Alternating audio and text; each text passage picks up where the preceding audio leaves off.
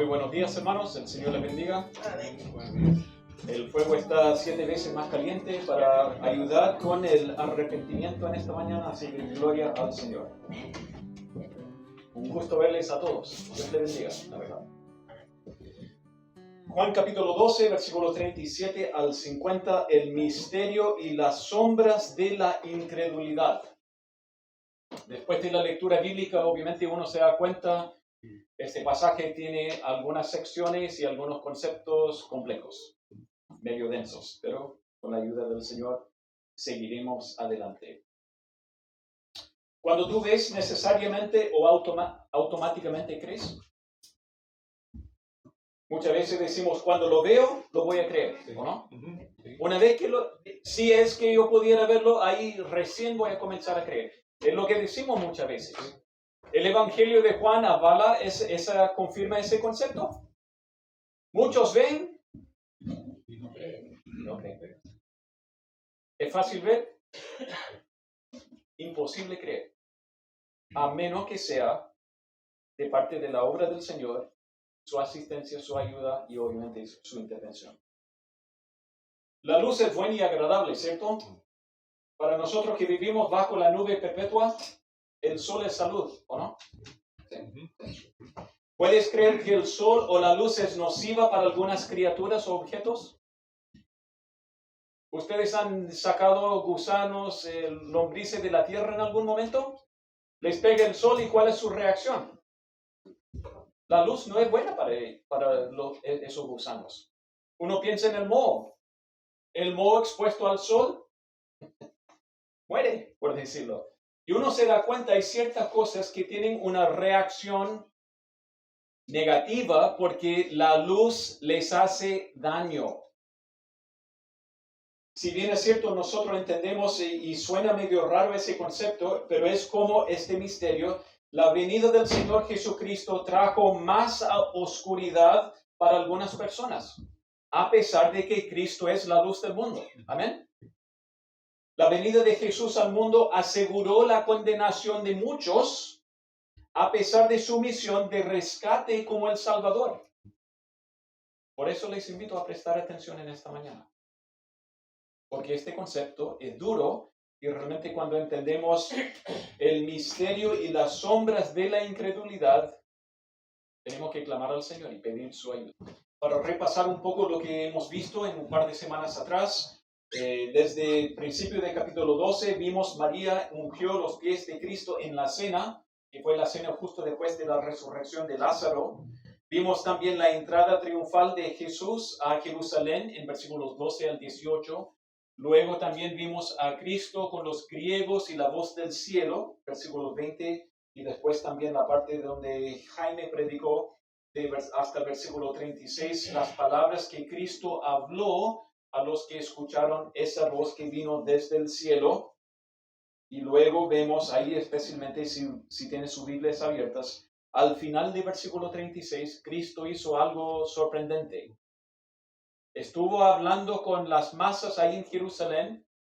¿Y qué hizo? Se fue. Estas cosas habló Jesús al final del versículo 36 y se fue y se ocultó. Se escondió de ellos. No sabemos dónde se escondió, no sabemos exactamente cuánto tiempo, pero esto fue durante la semana de la Pascua, la pasión del Señor Jesucristo, y vemos que en este momento se escondió de ellos. Ya no era el tiempo para seguir hablando a las masas, al mundo, a la nación. Es muy importante notar eso antes de proceder con versículo 37 al 50, que es esta última sección que vamos a ver. Básicamente, nuestro pasaje para hoy tiene dos partes. Tiene en primer lugar un comentario de parte de Juan el apóstol, el escritor de la carta, de este libro. Los que no vieron al Señor Jesucristo para ser convertidos. Y él da un comentario. Versículo 37 al 43 no son las palabras del Señor Jesús. Son palabras de Juan el escritor. Que él está explicando qué ha pasado. ¿Ok? También vemos versículos 44 al 50, que es la invitación en un sentido del Señor Jesucristo para ser convertidos. Pero ojo, vamos a ver desde versículo 36, cuando se fue a esconderse Cristo, Él ya no habla al mundo. De ahí en adelante ya no está hablando ni siquiera a la nación de Israel. Desde ese momento entendemos esto es una nueva sección. Si se acuerdan, vamos a ver, por ejemplo, un repaso desde el primer mensaje que fue en septiembre del año pasado. ¿Se acuerdan? Sí. Mentirosos. ¿Se acuerdan algo del prefacio? El prólogo, toda la introducción. Jesús es el verbo que creó todo lo que existe. Él es la vida de los hombres. Él es la luz del mundo. Él vino al mundo y la reacción del mundo fue, vino nuestro Salvador. Creemos en Él. Amén. Él vino a los suyos y los suyos no lo recibieron. No lo recibieron.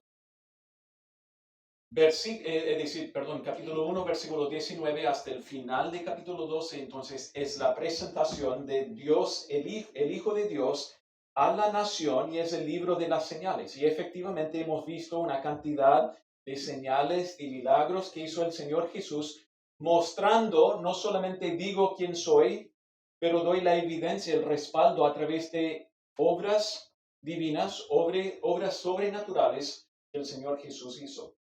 La última parte del libro de Juan es el ministerio del Hijo de Dios a sus discípulos.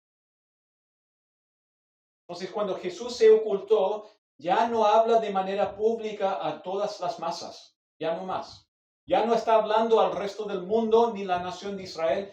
Capítulo 13 en adelante, Jesús habla con los suyos, los apóstoles, los 12, más bien los 11, porque recuerdan, hay un traicionero.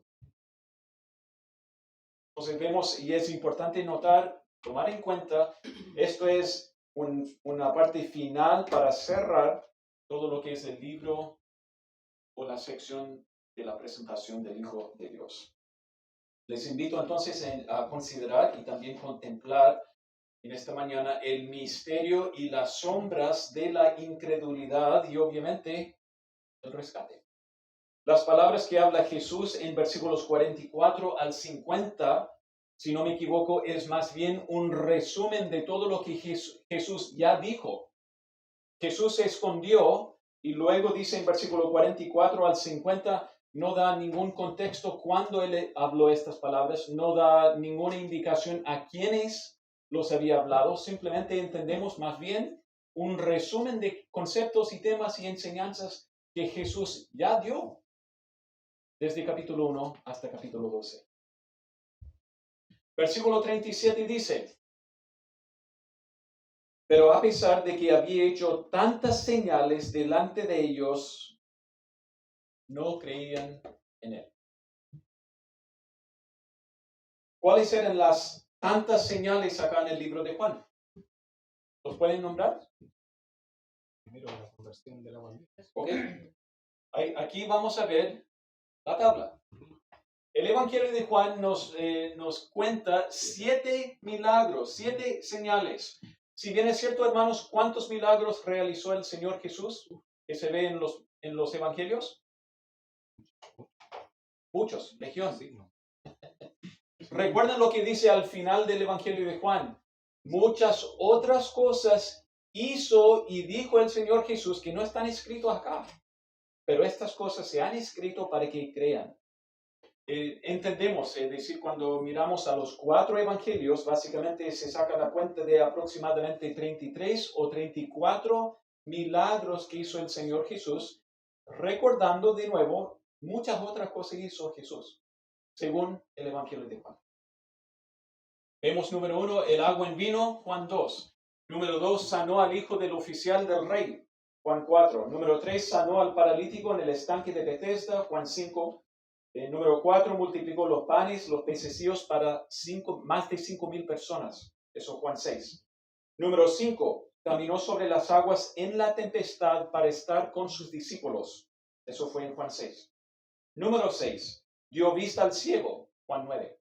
Número 7, resucitó a Lázaro. Juan 11.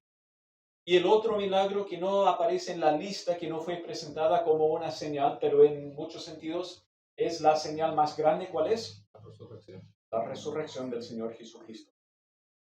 Lo que hizo con Lázaro, Él mismo lo hace, venciendo para siempre la muerte como la señal más grande de toda la historia. El que venció Él mismo,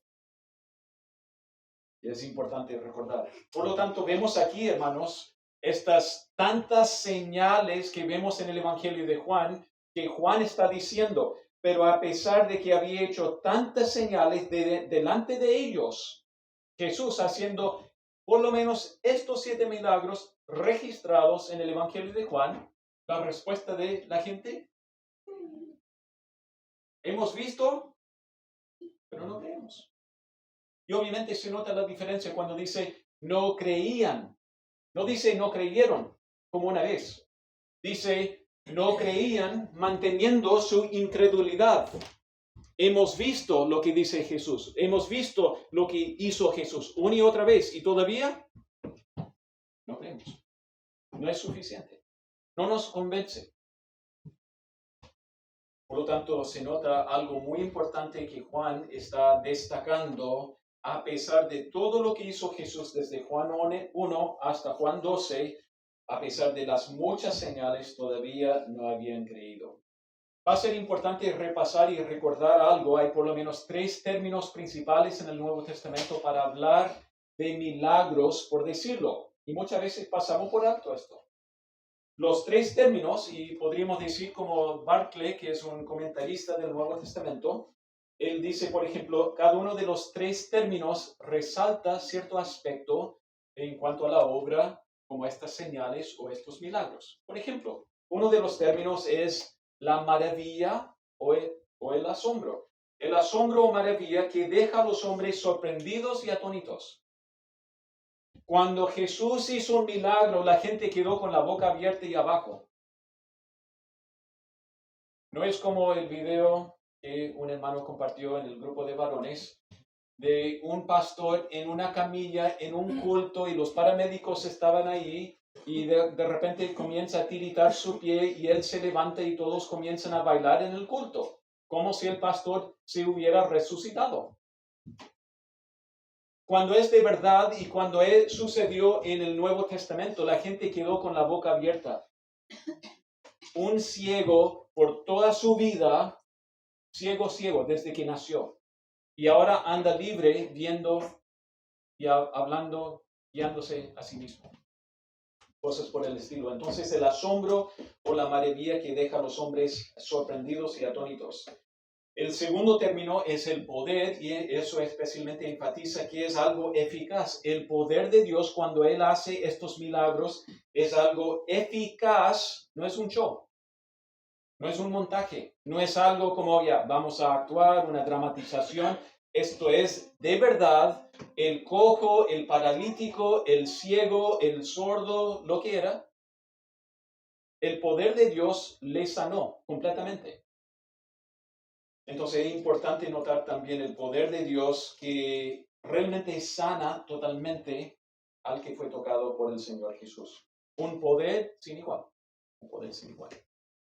Y también podríamos mencionar la señal, el otro término, y la señal es el término que usa exclusivamente el apóstol Juan en su evangelio. Él no usa las maravillas, él no usa el término de poder, él habla de las señales del Señor Jesús, que destaca el amor en el corazón de Dios que hace tales cosas para los hombres. Destaca la gran compasión de Dios ministrando a la necesidad de los hombres. Hermanos, vamos a retroceder, vamos a borrar esto. Fíjense en cada uno de estos milagros. Cada uno de estos milagros es donde la humanidad tiene una gran necesidad. O alguien o masas, muchas personas. En un banquete, en una fiesta, en la fiesta, digamos, después de la cena, se acabó el vino, qué vergüenza. Y Jesús suplió lo que era necesario en ese contexto. Obviamente un hijo a punto de morir y Cristo mostró compasión. Sanar al paralítico. Más de 38 años enfermos ahí, agonizándose. Entonces uno ve en cada uno de estos las señales, la gran compasión de parte de Dios hacia los seres humanos. Vamos a avanzar. Estamos.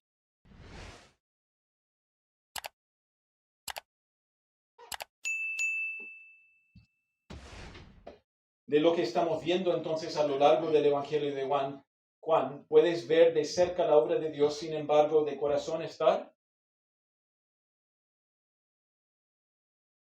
¿Cuántas veces hemos pensado, si yo pudiera ver a Jesús con mis ojos, podría creer? Si pudiera oír con mis oídos las palabras de la boca de Jesús, podría creer.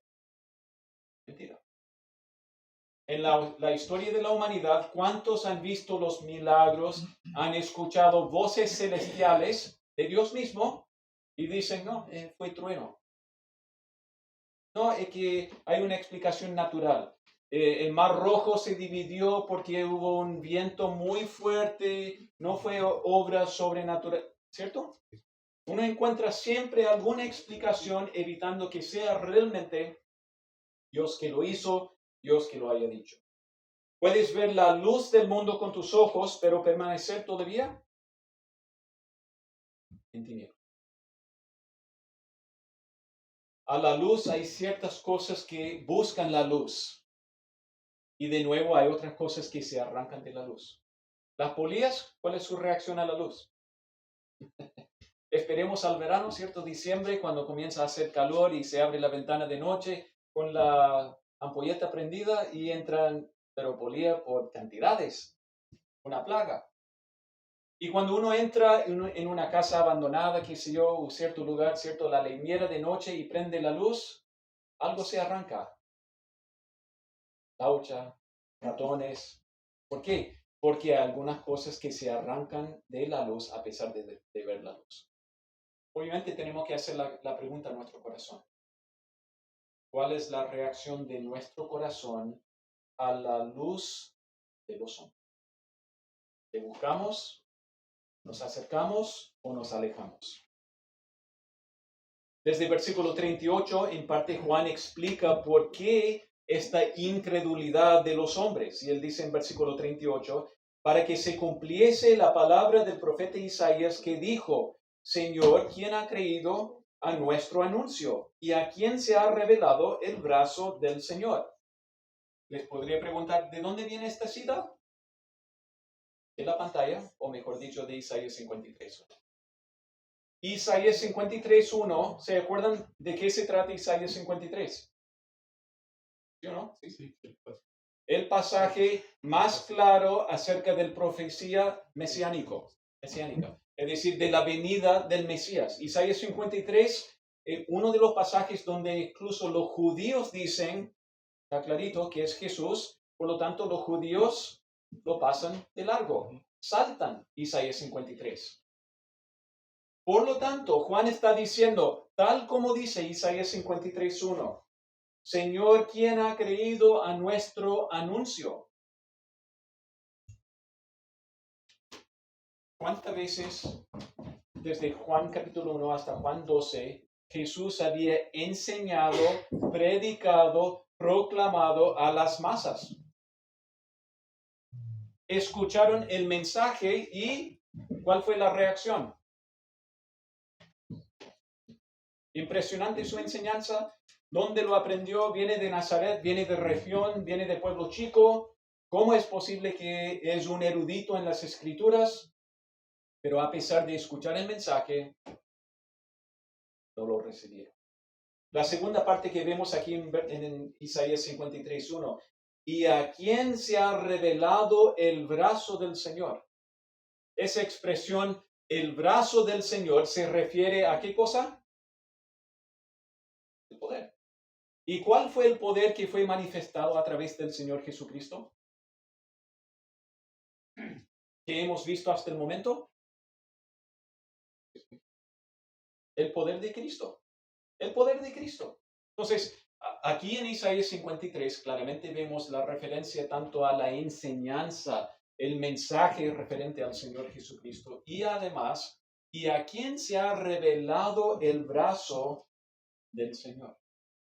La manifestación más grande de la gloria y también el poder del Señor Jesucristo no fue necesariamente los milagros. ¿Se acuerdan algo que vamos a ver? ¿Cuándo fue glorificado el Señor Jesucristo? Estuvo aquí. Es decir, la manifestación más grande es la cruz. La cruz. Todo lo demás, sea el bautismo, sea su tentación, fue confirmación. Él es el Hijo aprobado en quien el Padre tiene contentamiento.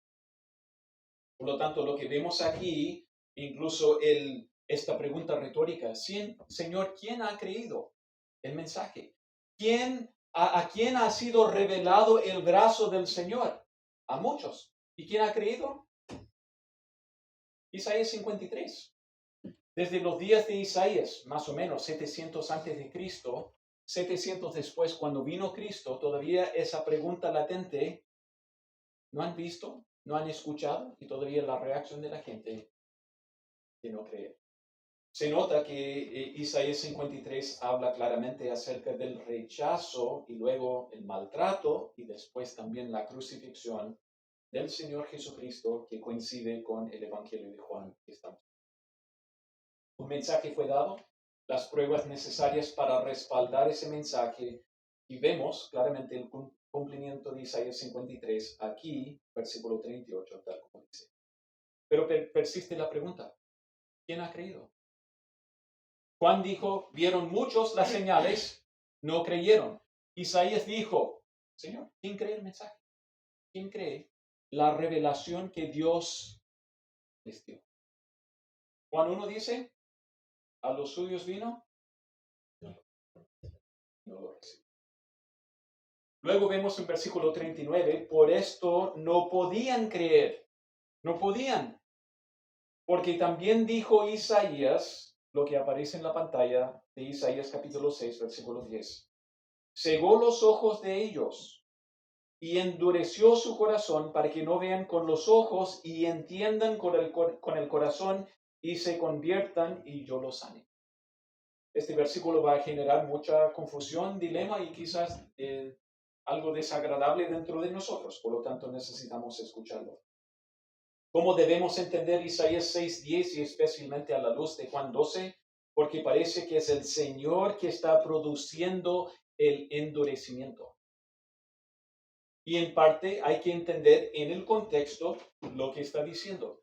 Cegó los ojos de ellos, endureció su corazón para que no vean, para que no entiendan y para que no se conviertan.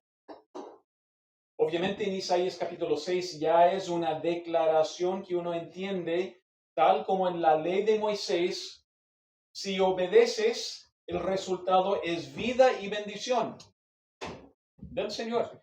Y si desobedeces, el resultado es maldición, es muerte, es castigo y juicio del Señor. Entonces claramente uno ve aquí en Isaías 6 parte de lo que es la ley desde Monte Sinaí.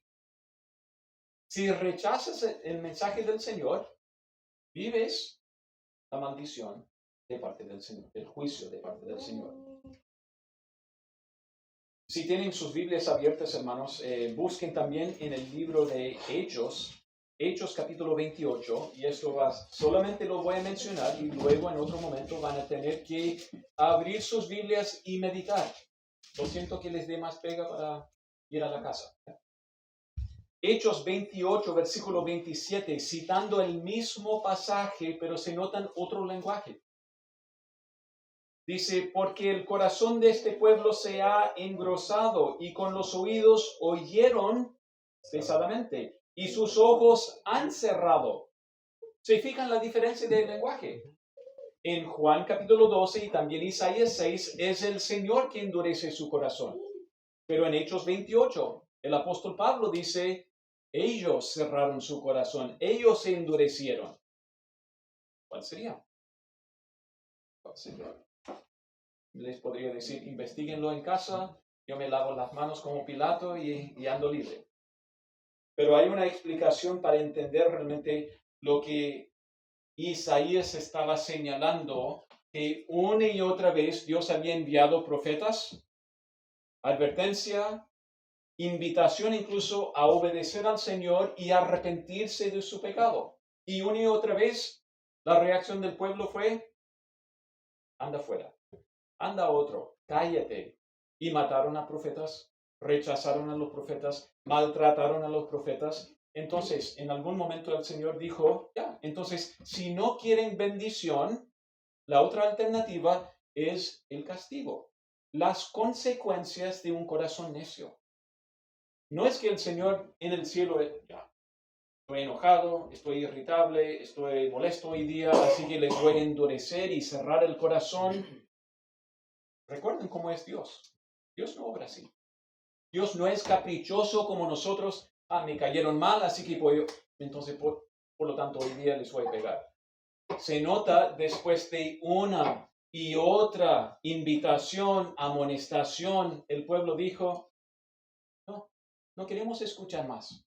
Deja de molestarnos, déjanos escoger para nosotros mismos. Y se fijan, aquí, ¿cuáles son los órganos, o mejor dicho, los sentidos afectados aquí?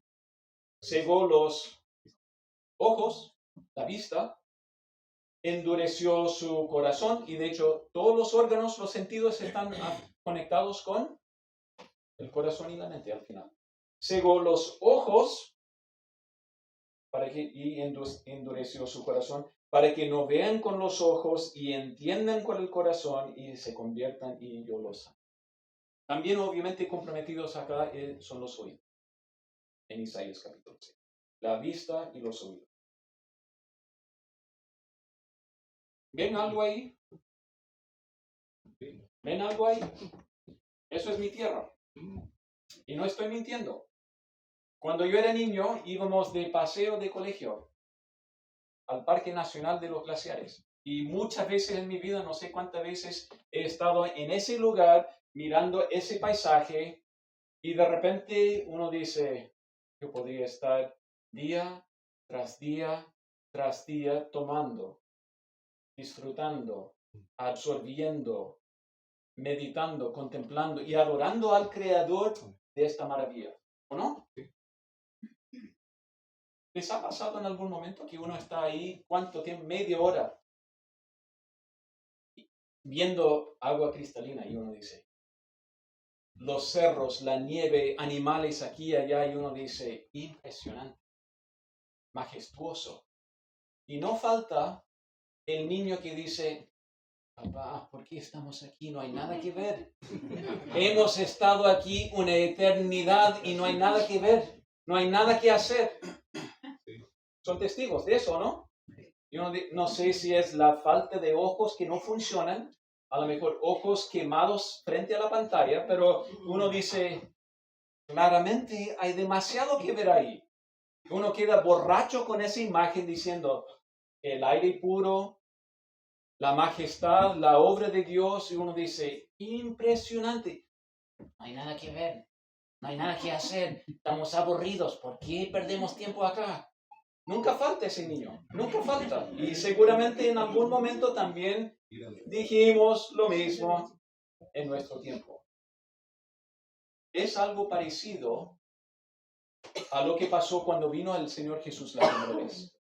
Sus milagros, su enseñanza, su testimonio, su ejemplo al lado de las personas y el pueblo, viendo todo eso, no hay nada que ver. ¿Quién es este de Jesús, de Nazaret? ¿Quién es este profeta? ¿Quién es este fulano? No hay nada que ver.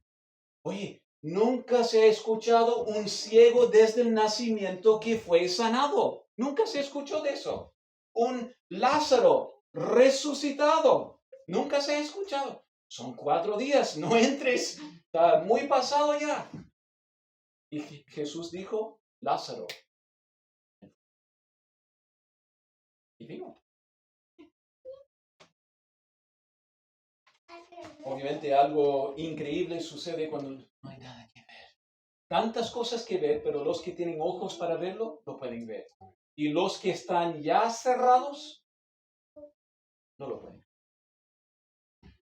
No, obviamente nos salta la duda aquí, nos surge la duda, ¿cómo es que Dios endurece el corazón de las personas? Porque Juan dijo, en parte para cumplir lo que dijo el profeta Isaías, e Isaías, también Juan dice que es Dios que endurece o que cierra el corazón. Veamos claramente, les voy a dar varios ejemplos, pero especialmente aquí, Romanos 1, 21 al 23. Y vamos a ver quién es realmente el culpable en cuanto a endurecer y cerrar el corazón. Fíjense aquí, de hecho puse un poco de color para que vean mejor. Esto no son palabras de Cristo, por decirlo, sino para que se resalten. No le glorificaron a Dios las personas, ni le dieron gracias, sino que se envanecieron en sus razonamientos. Y su necio corazón fue entenebrecido. Pero ¿quién es el protagonista de estos verbos anteriores? Ellos no le glorificaron a Dios. Ellos no le dieron gracias. Ellos se envanecieron en sus razonamientos. Somos sabios según nosotros medimos. Profesando ser sabios, se hicieron necios y cambiaron la gloria de Dios por algo corruptible. Como se escuchó hace poco, ¿cierto? Que se estaba debatiendo y tratando de poner como ley que los peces y los moluscos son seres sensitivos, son seres conscientes, son seres más altos que nosotros.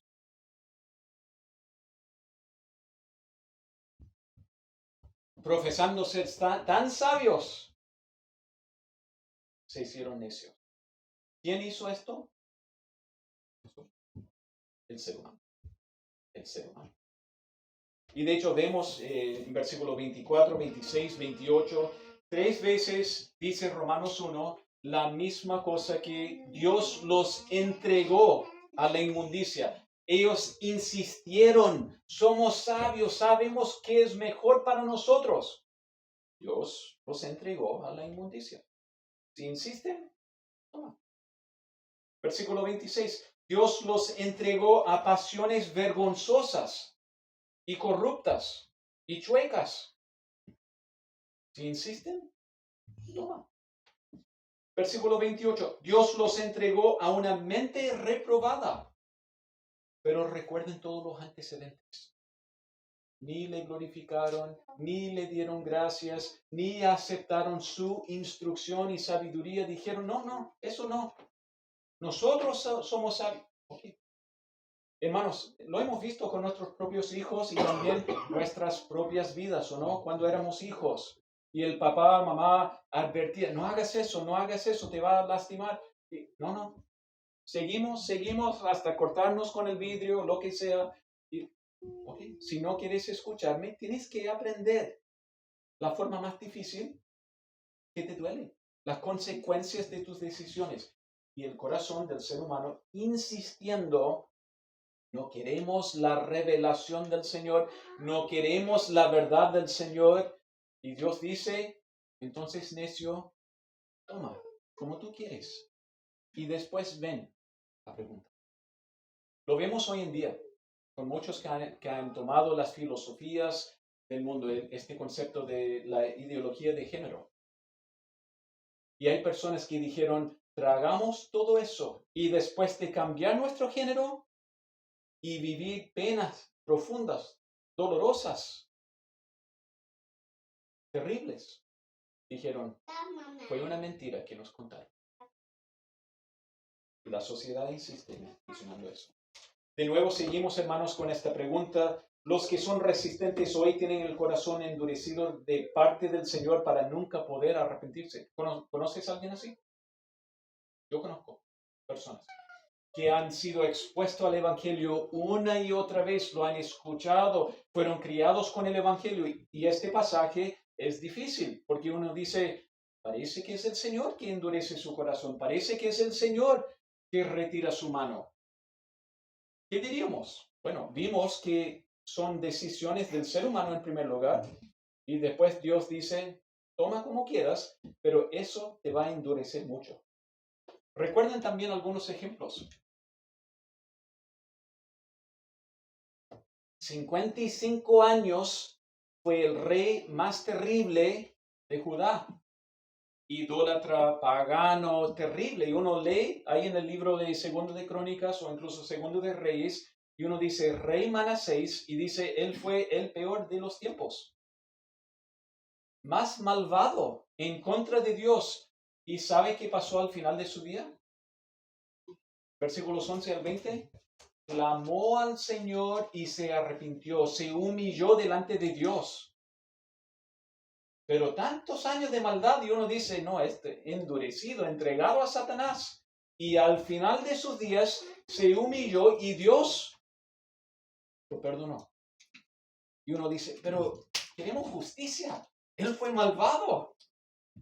Y Dios lo perdonó. Hermanos, cuando vemos pasajes y entendemos y recordamos casos como Manasés, nos hace pensar, nunca debemos tirar la toalla en cuanto a orar por personas que están todavía muy cerrados y resistentes al Evangelio. Debemos recordar el caso de Manasés hasta su último respiro, aunque fuera. Dios dijo, si clamas a mí, a pesar de lo que dice en Juan 12, a pesar de lo que dice en Isaías capítulo 6, no debemos pensar, nunca hay una oportunidad mientras que uno viva aquí en la tierra con vida, siempre existe una posibilidad. Obviamente el peligro es que nosotros nos encerremos demasiado, que nosotros nos endurezcamos demasiado. Otro pasaje, Hebreos 3, versículos 7 al 8. Si oyeres, si podrías humillar tu corazón a escuchar al Señor, que dice, y no endurezcáis vuestros corazones. El ruego ahí en ese pasaje obviamente es, no vayas por esa senda. Clama al Señor, no importa cuántos años has vivido lejos del Señor. Si oyeres hoy su voz, no endurezcáis vuestro corazón. Entonces, mientras que tengas aliento de vida, clama al Señor. Nunca es demasiado tarde, nunca. Por lo tanto, debemos recordar algo de que no es simplemente que Dios dijo nunca más. Isaías dijo tantas señales, profecías. ¿Quién ha recibido el mensaje? Y también el tema de que Dios les había cegado, pero Dios siempre extiende la oportunidad. Luego en versículo 41, dice, Isaías dijo esto cuando vio su gloria y habló acerca de él. Y este versículo es bastante profundo, denso, y también Isaías habló lo de versículo 38, 39 y 40. Y esto es el comentario. Isaías dijo esto cuando vio su gloria y habló acerca de él. ¿En qué momento vio Isaías la gloria de Jesús? ¿No es lo que está diciendo Juan? ¿En qué momento, hermanos? Pero Jesús apareció. Isaías 6 habla de que el profeta vio la gloria del Señor y los serafines, ¿sí? Santo, santo, santo, la tierra está llena de su gloria. ¿Okay? Es lo que vio el profeta. Entonces uno dice, ¿en qué momento Isaías vio a Jesús en su gloria? Hermanos, ¿se acuerdan lo que dijo Juan en capítulo 1? ¿Quién es el Señor Jesús? Es la manifestación de la gloria del Padre. El que ha visto al Hijo ha visto al Padre. En otras palabras, lo que Isaías está diciendo, lo que Juan está diciendo, es que el profeta al ver al Padre vio la gloria de Jesús y ahora en la manifestación, es decir, en la encarnación de Cristo y su ministerio terrenal, el que ve a Jesús ha visto la gloria del Padre. Por un lado, Cristo tiene la misma esencia. Cristo tiene los mismos atributos que el Padre. Cristo es uno con el Padre. Pero en segundo lugar, también entendemos otro aspecto cuando dice, y habló acerca de él. ¿Se acuerdan en versículo 31, 38? Juan está citando Isaías 53. 53, todo el capítulo habla acerca del Mesías. Isaías 2 habla acerca del Mesías en su reino. Isaías 4 habla acerca del Mesías en su reino. Isaías 7, Isaías 11. Podríamos seguir harto tiempo. con todas estas referencias mesiánicas en cuanto al Señor Jesús que Isaías vio. Esto es el rey que viene a reinar con majestad. Isaías dijo esto cuando vio su gloria, y volvemos a también enfatizar de nuevo, hermanos. ¿Cuál es la manifestación más grande de la gloria de Cristo en su primera venida? Cristo fue glorificado ¿en qué momento particularmente? El Evangelio de Juan dijo, todavía no he sido glorificado. ¿En qué momento? En la cruz. La cruz es la manifestación más grande, más tangible de la gloria de Jesús, de hacer la voluntad de su Padre. Por lo tanto, debemos entender que Isaías vio la cruz y el Mesías crucificado y habló de esa gloria claramente. Quizás Isaías no vio la gloria como la transfiguración de Cristo, claro, pero él vio la gloria del Padre, que es la misma gloria del Hijo, y él vio claramente la gloria del Hijo ahí en la cruz de Calvario. Por lo tanto, recordamos algo también, puedes entender el Evangelio y reconocer el Hijo de Dios, pero tu amor por la gloria de los hombres va a impedir tu fe. Fíjense lo que dice en versículos 42 y 43. Después de todo lo que es ese misterio acerca de la incredulidad, de que no vieron las señales como para creer, dice en versículo 42, con todo eso, aun de los gobernantes, muchos creyeron en él.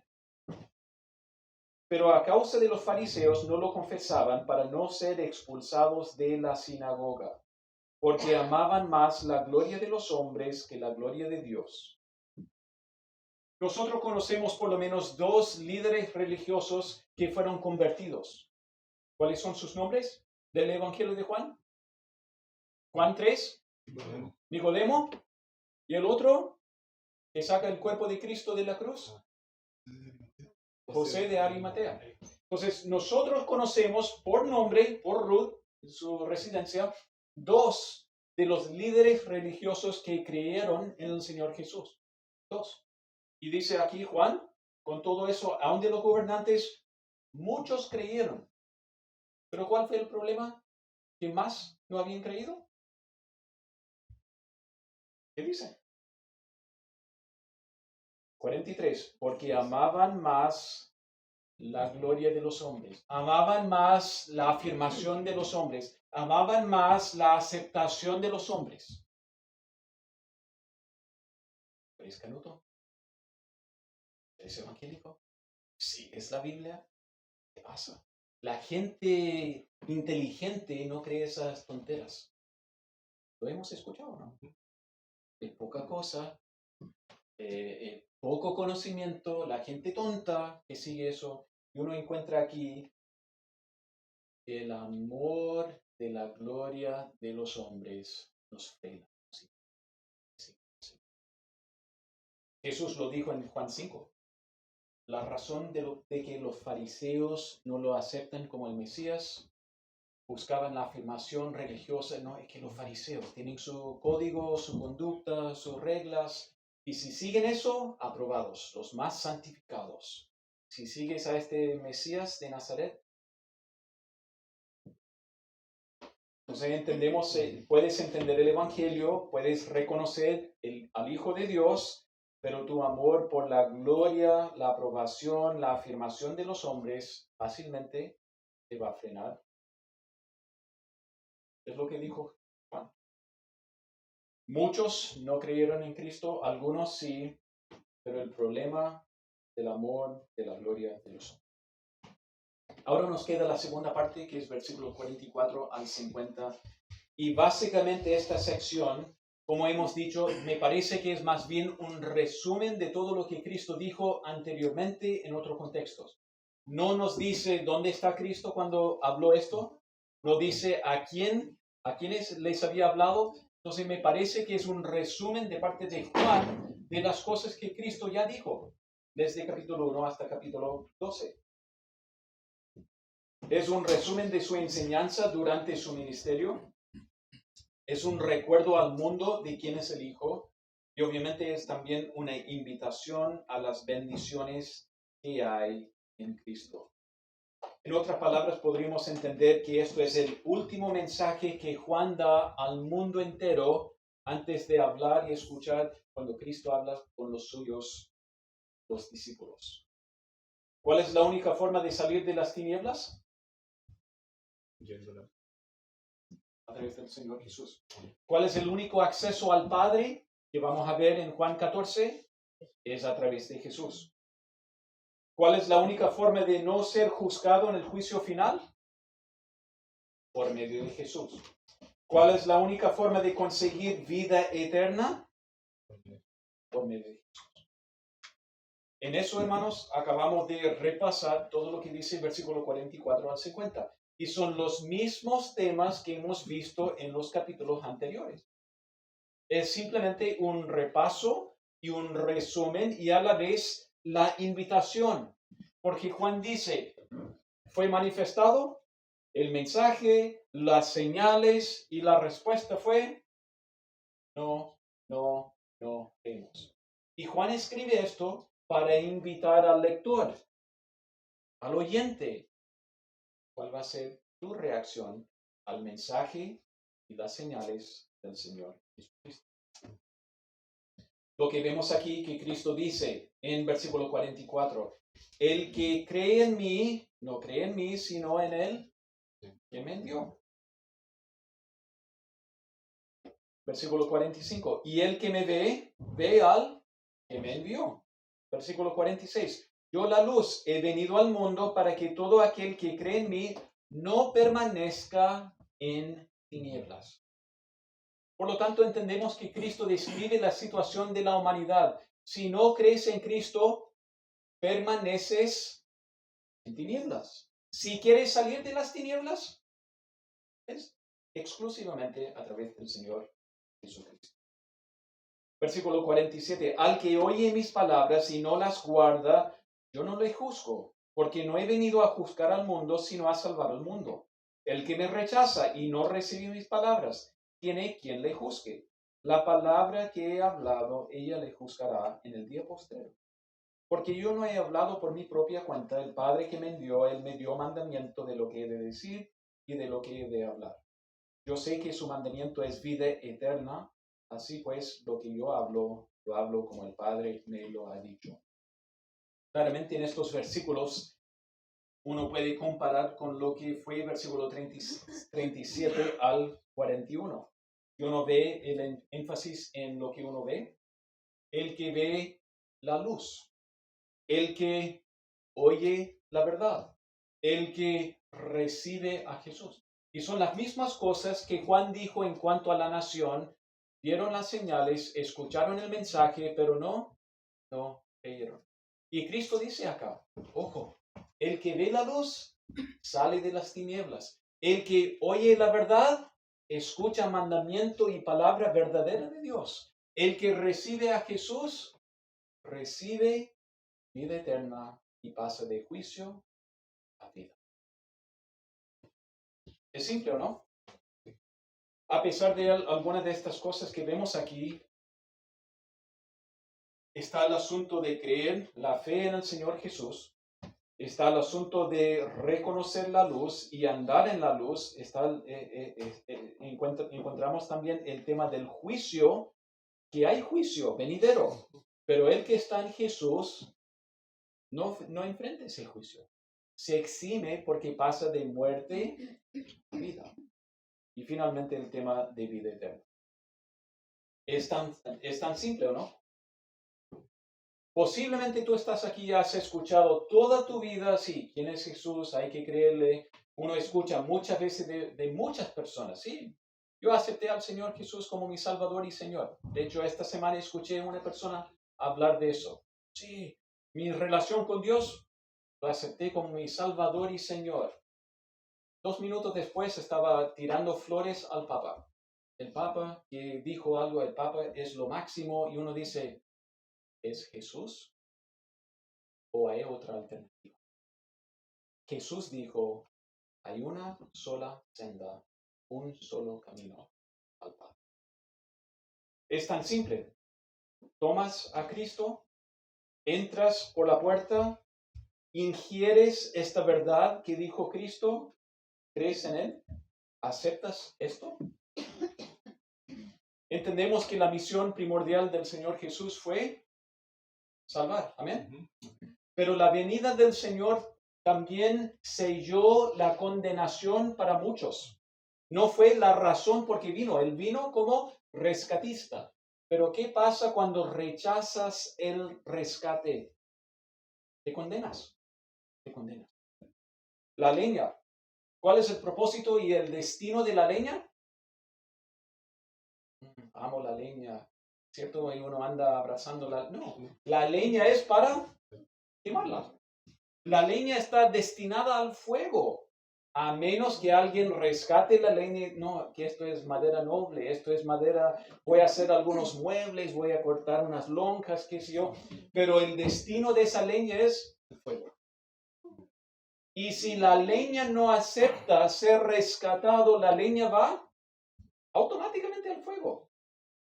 No es que Cristo vino como para mandar la leña, Él vino para rescatar. Pero de nuevo, el asunto, la responsabilidad, la invitación, ¿aceptas el único rescate? El Señor Jesucristo es el único camino. Cristo vino a salvar a aquel que cree en Él, pero el resultado inevitable de no creer en Él es la condenación. ¿Crees en Él? Él es el único rescate.